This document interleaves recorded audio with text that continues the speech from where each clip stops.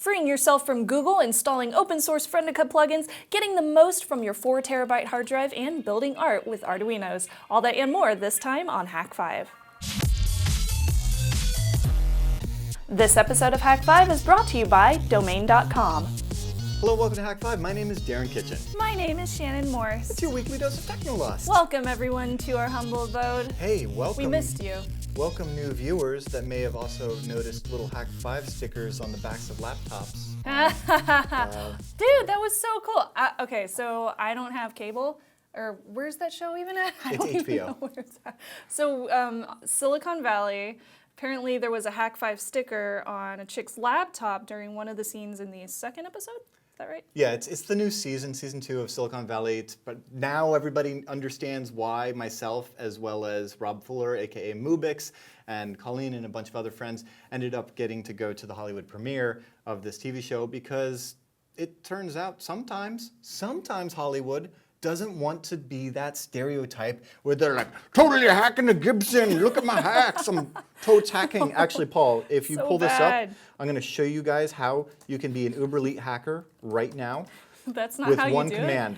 You type tree, and you do this. You just go, oh yeah, totes hacking. So That's awesome. we've had the awesome opportunity to be technical consultants. Oh, and as such, we've been rewarded with little homages to Hack 5 on a TV show, which is fun. That's cool. That's really cool. Which is kind of weird. It's kind of like the Superman comic book from like your second year. Whoa, that's Old school? way to bring it back. Old school, Yeah, I know, love that. right? I love that. So anyway, that was fun. There was also another really good reference, but you know what? I'm going to save that one for next week because we're going to have to respond because the toy makers are throwing down a gauntlet, but we'll save that for next week. Oh.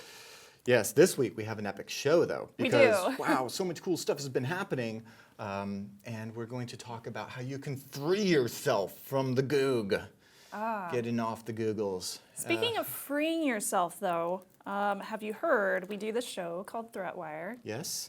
Over at threatwire.net. It's our new show. We just posted a new episode today, actually. You can find it over on YouTube as well, youtube.com/hack5. So there's some big stuff happening with the Patriot Act right now and the USA Freedom Act. So we've been reporting on that in this little short form show, Threatwire. It's like 3 to 5 minutes long.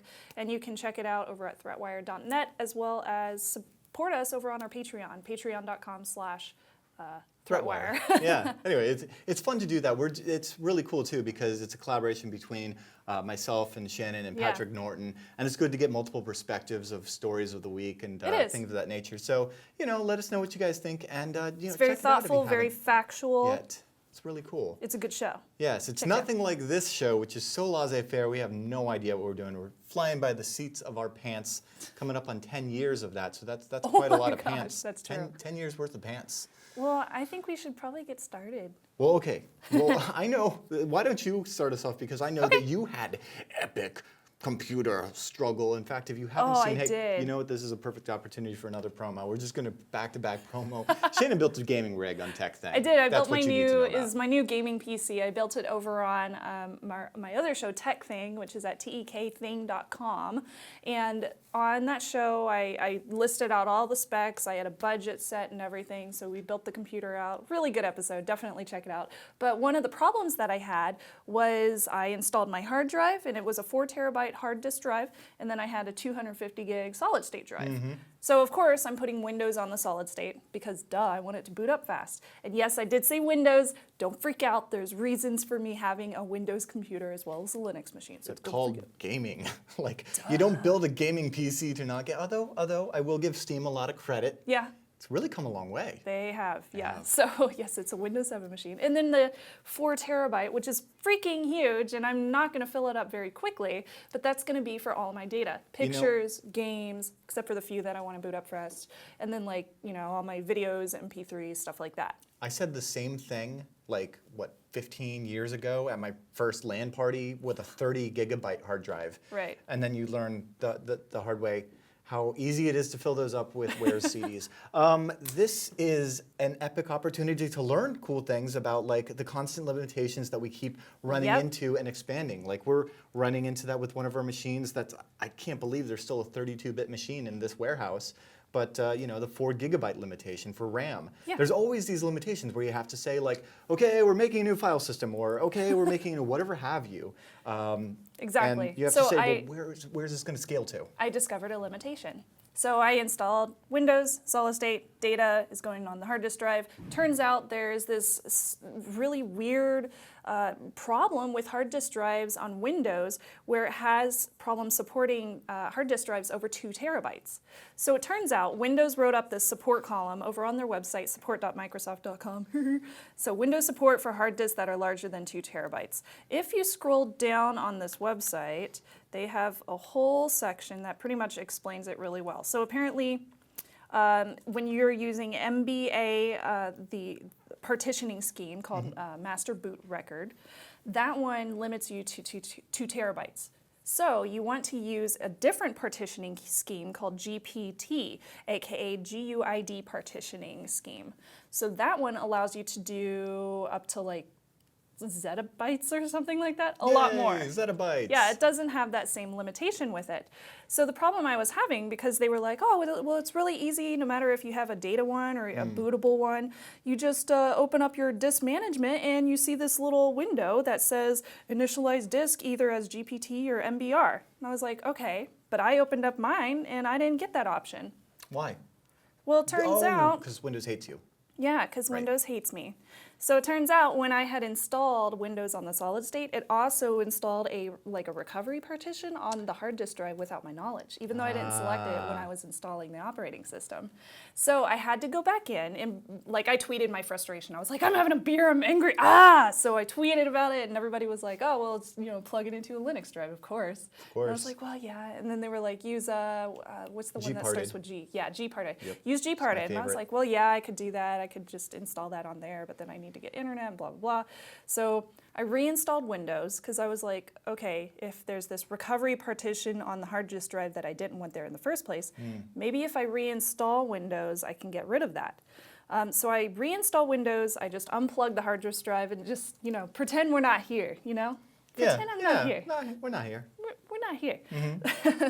So I just unplug the hard drive, install Windows on the solid state, re-plug in the hard disk drive, do all of my updates and all that, and then I get back into disk management. Doesn't let me do anything with it. And I was just like, crap, I didn't fix the problem. So then I decided to try Diskpart, which is a command line utility program that's built into Windows. So you just go into your CMD, type in disk space part, and then you can get a list of all your different hard disk drives and solid states. You can also look up how much space is available on all of them, and then you can do some other things that you can't necessarily do in disk management in the GUI. So I cleaned my disk. Luckily, it was successful this time around since I did the new install Windows. And then I go back into disk management, and surprise, that Windows popped up. So now I was able to turn my disk into an NTFS formatted drive under the GPT partitioning scheme as opposed to MBA. Yay! It hard was drives, so annoying. partitions. I know that was a long story, but I No, figured it's epic. it was really hard to find any information regarding data-only drives with a fresh install of Windows and having that issue with that recovery partition Well, what on you're my hard dealing disk with, drive. yeah, that's and So it was very specific. I can see why Windows would want to do that because it's like, hey, I'm being installed, and well, look, there's another hard drive, and I want to put some recovery data somewhere Sure. that, just in case the hard drive I'm installed on fails, look, I'll put it over there, and then But it didn't totally, tell me. Didn't tell me a thing, and it just crapped all over my hard drive. And I was Yes. just like, what the heck, Windows? You're have messing to it up for me. We have to accept this when we use proprietary stuff where we don't have those sort of choices, and that's okay. That's Made me very okay. angry. Sometimes But it just makes for I figured it out. frustration and fun. I was able to reformat my drive. I have access to the entire 4 terabytes as opposed to just 2 little unallocated sections, which was very irritating. If you wanted to, you could get yourself a file system with a maximum limitation of 256 zettabytes.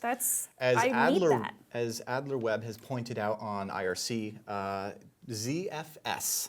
It's a combined file ZFS. system and logical volume manager. It's by Sun Microsystems. And unfortunately, you're not going to find a whole lot of support for the Windows. But if you're on the Solaris and BSD and Linux stuff, Yay! Otherwise, I keep just going with EXT because that's what I do. I don't know if I should feel bad now. Oh, I had mentioned IRC. Hey guys, guess what? It's Monday, and so we're recording Hack 5, and that also means that you can tune in live now, just like we used to do over at the Hack House, So hack5.org/live. You can see the live stream, including IRC and multiple cameras from around the warehouse. You can join us in chat, irc.hack5.org, #hack5, and that's where, we can see all your beautiful faces. Hi, everybody. Yes. It's been too long since we did this. It's the I Hack know. House. So I feel like I need a We missed you beer guys. to cheers to the Hack House. Where's A picture of themselves. I think last time we saw you guys in front of our faces while Yeah. we're recording was like 2008. But we figured it was time to bring it back. I missed Hibby and Velcro and Archiver, and I could go Who on was and that on Seb and on. guy? Seb? No, Yeah, I don't no, forget the Seb kind of guy. He's a troll. You should just stay away from that guy. Oh, okay. Okay, so yeah, that's rad. Yeah, I was able to fix it myself without doing all the, crazy other installations. How would you love to now fill that 4 terabyte hard drive? With what? Well, with all of your data Ponies? from Google. That's right. Oh. Google, I got to hand it to them. They're kind of transparent when it comes to a lot of things, and they give you the keys to listen. If you feel like you're in a codependent relationship with Google and maybe you want to walk, they give you the means to do that. And I felt like now would be a good time to bring up one of the things that I've been using recently, because we're working on our 10-year anniversary Hack 5 yearbook. And so I'm trying to get all of my photos, and I've been using Google services for so long between Picasa and Google Plus and the auto backup stuff, which is cool. But I want those. I own that material. I took those photos on all of my phones and cameras, and I uploaded it to their servers, and I have since lost it or whatever have you. Yeah. So it's nice to be able to know that Google offers this service called Google Takeout. And so check this out. Google Takeout is basically, they're like, hey, dude, I this think is... Google heard you say it. Yeah, Google. they're texting me right now as I mute my phone. They're like, hey, it's your data. Yeah. Download a copy. That's so cool. you can actually go ahead and check the boxes here for all of the stuff. I'm going to say select none because this is a ton of stuff, but all of your +1s, all of your bookmarks, your calendars, everything you have in Drive, all of your photos, Whoa. all of your Hangouts, some Hangouts that I definitely don't want to read again. All of your places on Google Maps, all of your videos and everything on YouTube. It's crazy that they just let you take the stuff and walk. I know Facebook does the same thing too. But what I've been doing is just selecting Google Photos, and then you go next, and you can download yourself a copy. Now Cool. here's the really important thing. Okay, going along with what you were saying about Windows. Yeah. I would really recommend doing this on a Linux box if that's your jam, because if you're like me and you've got a ton of material up in the Google Cloud, if you will, you're not going to be very happy with either of these two options. So first of all, you have to choose a file type. And since they're going to be sending you a ton of files, they're going to archive it up. And the most simple way to do that is with a zip. Everybody loves a zip file, right? Well, except, hey, speaking of limitations, zip files have a 2 gigabyte limitation. 2 gigabytes. Yeah. That's kind of small. But of course, back in the 80s, when Yeah. zip files were cool, 2 gigabytes was amazing. Who would ever think 2 gigabytes, right? So, yeah. And I'm sure that also has to do with a lot of other file system So what do you do? stuff. Well, what Does you, it end up dividing it up into yes. 100 2 gigabyte zips? Uh-huh. Oh, gosh. When I actually went to go and No. do this the first time, it was so hilarious, the text. I wish I had taken a screenshot, but Google says basically, for your convenience, we've split up all of your photos into 68 individual zip files Oh my gosh. that you have to authenticate to download of each. And if you're like myself and you use an 80-character password, as well as You have to type in your password every time? password every time and your 2-factor authentication code every time.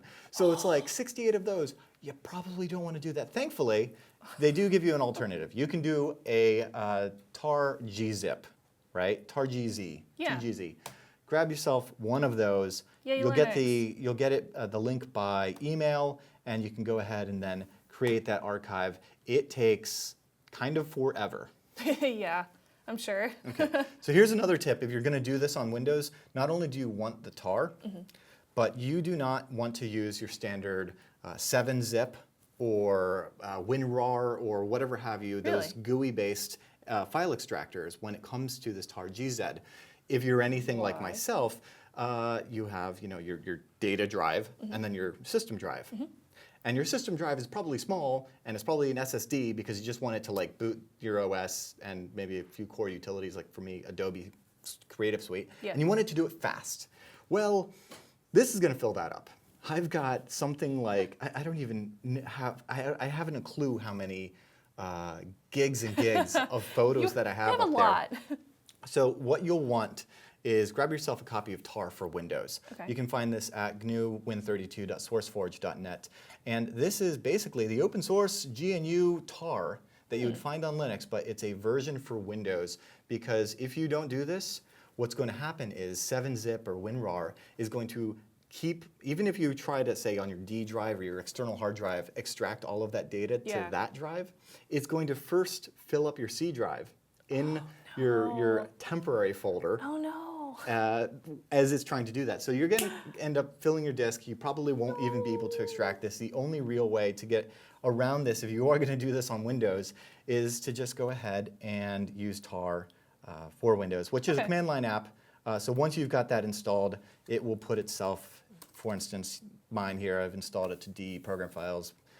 And in the bin directory, you'll go ahead and see tar, and boom, there you go. It works exactly like that's tar for easy. Linux. TAC help, and you can see it's the exact same thing. Sweet. So you would do like tar tac zxvf to extract tar gz verbose, and then specify the file, which would be like /downloads /mygooglestuff.tar.gz or whatever file they give you, and then specify a path to where you want it to end up. It is, I think what we've actually demonstrated here is kind of the crazy workaround stuff you have to do to be in that Stockholm Syndrome relationship with Windows. Oh. So, But you know, some people are forced to use Windows either at work or wherever, so this might be really important information for them. yes, or you may be a gamer. Or you may be a gamer. Maybe a gamer. I mean, I do have a Linux PC as well, so Yes, just and putting hey, it out there. you know, now that we've got some bandwidth, I don't know if you know about the servers that just came in, Kind of but want to start playing some LAN games. we've got some game servers coming into the Hack5 network. We're actually looking for awesome moderators to help out with our upcoming, let's see, we've got a Skull Tag coming up, we've got Unreal Tournament 99, Yes! we've got Minecraft. Yes! So we are going to use all of those 65-something static public IP addresses that we got with the half a gigabit of bandwidth that we got here. So yeah, hopefully we'll find you on IRC, and if you're interested, we'll get you set up with the SSHs and all the good stuff so that we can get epic LAN parties continuing. Oh, that'll be so much fun. Coincide those with some of the open houses. But anyway, enough on that. Very excited about all of that. We should take a break because we have just basically demonstrated all of the terrible Stockholm things that is Windows.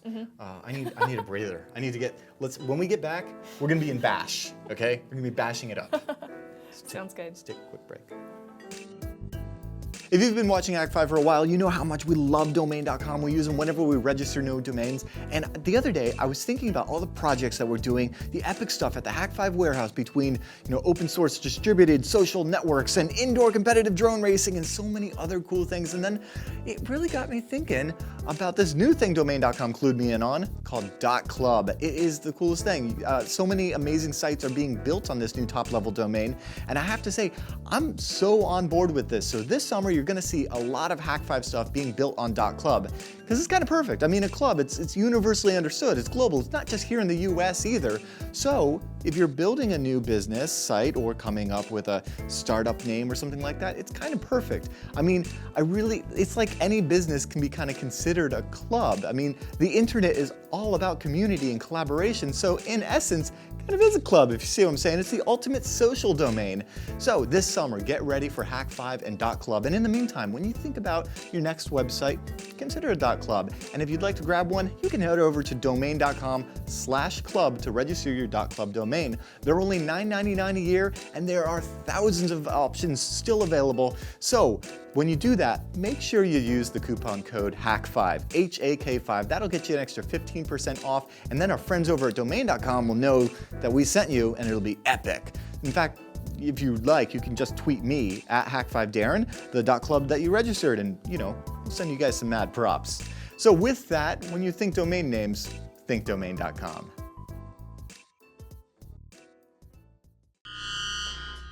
Shannon, last time I saw you in the warehouse, you were making rainbows come out of a cat's butt. With Arduinos. I was. With Arduinos. So if you guys recall, I have it pulled up on my computer. I did a Hack5 episode where we took a Nyan Cat and stuck it with this Arduino and a big old breadboard and then stuck a bunch of LEDs on it. So it lights up and it turns into a little rainbow. So I had a few problems with it. First off, I didn't have anywhere to really put it. So then you were like, you should put it in a frame. And I was like, that's a good idea. But the problem is the thing, it sits like this on a table. Right. So I had to figure out how to wire it so I could just stick the breadboard behind it and actually put it in a frame so it'd be flat. What was the technique to wiring it like that? It was very easy, actually. Yeah, let's take a look. So I have it See, sitting I'm a right huge here. proponent of putting electronics in shadow boxes and frames. I think that's a great idea. Yeah, years ago we put together a computer inside of a shadow box frame, and it was pretty amazing. I feel like technology is beautiful. It should be up on the wall. It should be lit with cold cathodes. It should be, celebrated. So what I did with mine, if we look at the little close-up, I have the breadboard back here, and then luckily my breadboard had stickers on the back, so I was just able to paste it onto the LEDs, and I used really long male to female connector wires to DuPont put it cables. right in here. Now I know that I could have used a PCB board and probably soldered on all the different components. But you wouldn't get all the pretty wires. I like how they're Yeah, so that's colorful. the thing. I kind of like all the colorful wires. So then we plug this into the Arduino. Instead of using the 2-volt adapter for the wall that we had right here, we plug this into one of our Hack5 batteries that we sell in the Hack Shop. So when I light it 12 up, volt. oh, is it 12 volt? Yes. Okay. And that's kind of, that's the same thing that the Pineapple There we uses. go. So we have extras, and that looks awesome. So now we have it running the correct way. And then what I'm going to do with this, I'm going to Velcro the LEDs to the back. Right, because you had So they won't the flip over. rainbows going into the cat's butt. Yeah, and they had to come out of the cat's butt, or else Yeah. it wouldn't look right. Well, he would be flying backwards, I guess. And then what I can do, because this is magnetic, so it closes up nice and easily, and we'll just hang it up on the wall like that. That's fantastic. Isn't it I should cool? probably also point out, and she's not showing it to you, but could you not find any string? That's a gutted Ethernet cable. Yeah. Yeah, Snub's getting crafty. It holds there. Okay. It holds really well. I love it. It's got so much technolust. It's so cute. We love Kitty, technolust. We celebrate technology here. And if you have done creative projects where you would like to, celebrate technology with us, you can use hashtag technolust, right? Instagram, Facebook, all the social thingies, tweet Shannon. You mean that? Yes! Okay. You want to get to doing server stuff? We probably should, Okay. given this is Hack5. I could watch Nyan Cat all day, but instead, we're going to get over to our Friendica, right? Yeah. As you will recall, social.hack5.org is the URL. This is our social network. It's our distributed, decentralized, open source alternative to the Facebooks and Twitters. And it's so great because I must give so much credit to all of you guys that have joined up on our node and added us as friends from other nodes. And I just think it's so great that we can have something that's not like Our own little social network. our own little social network. It's like a little pond on the It's internet. fun. I Yeah, like it's it. fun. So it can get better though. This is the beautiful thing about it being open source is that you can extend it and make it better. A lot of this is like PHP and Python and other languages that you can you open the can source and start customize adding it. to it. Right. And so up on the Friendica GitHub, you will find a ton of add-ons. And Awesome. it's pretty cool. You should check out this list. Basically, we'll No, go there's into... a problem that I find with add-ons. If you add too many, it just gets way janky. You know what? I haven't added enough to see how much the jankification is of Friendica. I hope it's not too much. Me too. I'm just going to install a simple one just to show you guys the process because they've made it really easy. Okay. So from the GitHub, I'm actually looking at a Gravatar plugin here. And we can go into here and you can Gravatar. read all about it. You're probably familiar with Gravatars. Avatars. Yeah, it's, if I can type in, do they have a search? It Can I grabs type your in, avatar. Create your own Gravatar. I think I already have one. But yes, Darren at hack5.org. Ponies and kittens. Yep, it's already there. Okay, Well, anyway, it's just a way for me to have my thumbnail of my presence online, which is tied to my email address. It's Right. pretty cool. So we would like to add that to our Friendica, and this plugin makes it super simple. So let me just go ahead and show you how to do it on your server. Sweet. So if you're running a Friendica node, I'm going to pull up our virtual server Which over we here. are. Yes. Here we are on our, I believe it's an Apache server? Yes. Yes, it is. As of last time we downloaded it. Right, and because installed it. Nginx was for the other server. Anyway, you're going to go ahead and in your var www.html, the root of your Apache web server where you have your Friendica installation, you'll just go ahead and create a new directory called add-on. That's it. So once you have that directory, you can now go ahead and grab yourself any of these plugins and just add them to that folder. So right here. So you're just going over to the GitHub and you're going to get the master download of all the Gravatar Actually, stuff and stuff. I'm just going to get this one, and you can read all about how to set it up and all of that if you want to get fancy with it. But just from the root here, if I go to Gravatar, I'll find my Gravatar tar.gzip. Ah, okay. I can copy that over, and I don't think I have the clipboard going. Yeah, I don't. So I'll just do it the old-fashioned way. I'm going to go ahead and just wget this. Okay. Oops. Hang on.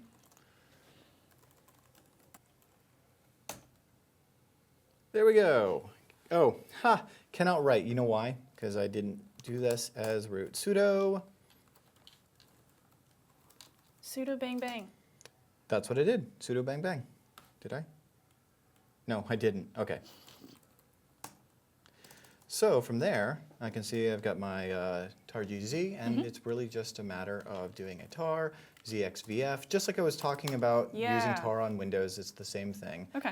And Grabbing the Gravatar. sudo bang bang, because I keep forgetting to run that as root. And if I ls now, I can actually remove that gravatar.tar.gz. now. Okay.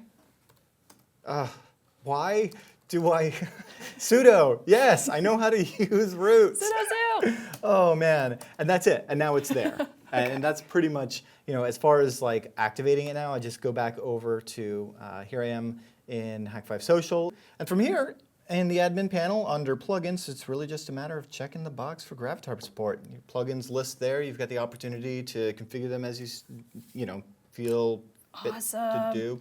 There's really not much with this plugin other than Yeah, it just carries over your avatar pretty much. Right, and if you don't have one, you get the choice of like making a monster face or a computer-generated face or whatever have you. But they also have additional plugins as well on the GitHub page for things like Twitter integration, as well as other social networks. So there's a lot that you can do with it, not just changing your avatar. Whee! Right. There's even IRC integration, which we could integrate with That's irc.hack5.org. So it's the same download for any of those, right? Basically. Any of the plugins. Yeah, Okay. and cool. that's the same place where you'll find all of the documentation if you feel, like writing your own, which is awesome Yay. that you can do that, right? I love open source. Yay, good fun. stuff.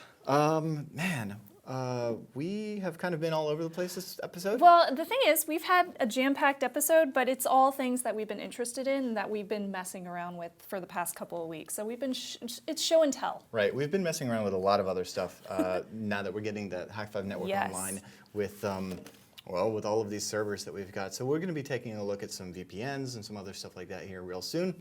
Of course, we value your feedback. If you've got questions or suggestions for stuff you'd like to see, comments on this episode, you can always leave a comment below or email feedback@hack5.org. Really appreciate that. And you can follow us on all the different social networks, including social.hack5.org. Yeah, Yay! here we go. Friend me, I'm Hack5 Darren.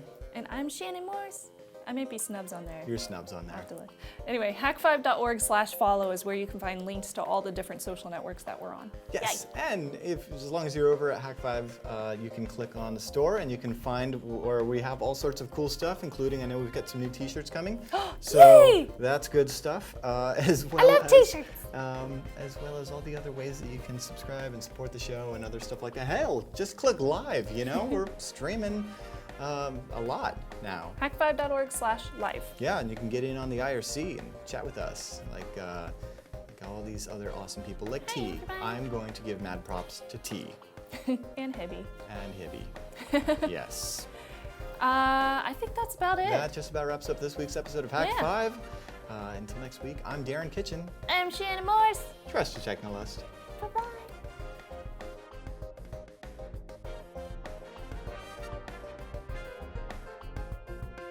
You're like a squirrel. I was what? What? Just like this, right? My hands like that. Okay. I thought we were playing the game.